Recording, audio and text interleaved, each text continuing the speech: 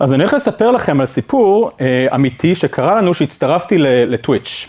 הצטרפתי לטוויץ' ונתנו לי לנהל את הפלטפורמה. היה לנו מוצר, בואו אני אראה לכם את המוצר, איך נראה טוויץ'. אז ככה נראה טוויץ' למי שלא מכיר, קצת דומה ליוטיוב. והיה לנו מוצר שנקרא אקסטנשן. האקסטנשן היה בעצם יכולת לשים פה כמפתח מיני אפליקציות, שיתנו לוויוארים, לאנשים שמסתכלים על העמוד הזה, גישה ואינטראקציה עם המשחק. זאת אומרת, למשל, אם אתם רוצים לקנות לסטרימר נשק חדש, אתם יכולים לתרום פה ובעצם לתת לו בתוך המשחק נשק חדש. מגניב, נכון? השאלה, איך מזהים איזה extension, איזה אפליקציות אני מתקין על העמוד שלי כסטרימר. אז עשינו מוצר השקענו בו משהו כמו, אני לא יודע אם זה כתוב פה, אבל השקענו בו משהו כמו 10 שנות פיתוח של אדם.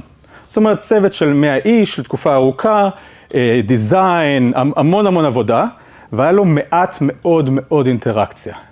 היה לו משהו כמו 0.3, אני חושב, אחוז click-through rate, ממש מאוד נמוך. ובאו אליי ואמרו לי, תשמע, המוצר הזה של הדיסקאברי, והוא היה יפה, בואו נראה אם יש לי אותו פה, הנה, ככה הוא נראה.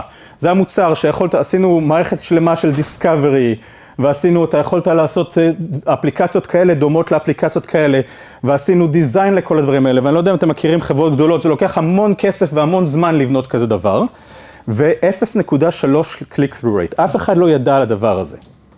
ואז התחלתי לראיין סטרימרים. כי זה הדבר שאני יודע לעשות, אני יודע לראיין לקוחות, וזה מתחיל להביא לכם את הנקודה החשובה ביותר, לדבר עם לקוחות שלכם כל הזמן. אז התחלתי לדבר עם סטרימרים ואמרתי להם, יש לכם את ה-extension manager הזה, הם אמרו לי, extension מה?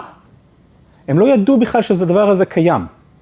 אמרתי, אם יש לכם את ה-extension manager שאתם יכולים להתקין extensions, אמרו, extensions? אמרתי להם, מה שיש לנינג'ה, שמוסיף לו המון לקוחות, נינג'ה זה אחד הסטרימרים הכי פופולריים, מה שיש לנינג'ה שמוסיף לו המון לקוחות, אמרו, אני חייב כזה, איך אני מגיע לזה? הם בכלל לא ידעו שיש להם את היכולת להגיע ל-extension manager. אז מה עשינו? מה עשינו? הוספנו לתוך האינטרפייס של טוויץ' משהו מאוד פשוט. שהיוזרים, דיברנו עם היוזרים, אמרנו להם, מתי אתם רוצים להוסיף את ה-extensions האלה? הם אמרו שאנחנו מקסטמים את העמוד, שאנחנו מוסיפים את השם שלנו ואת ה-description. אמרנו להם, תנו לנו כפתור קטן שאומר add extension.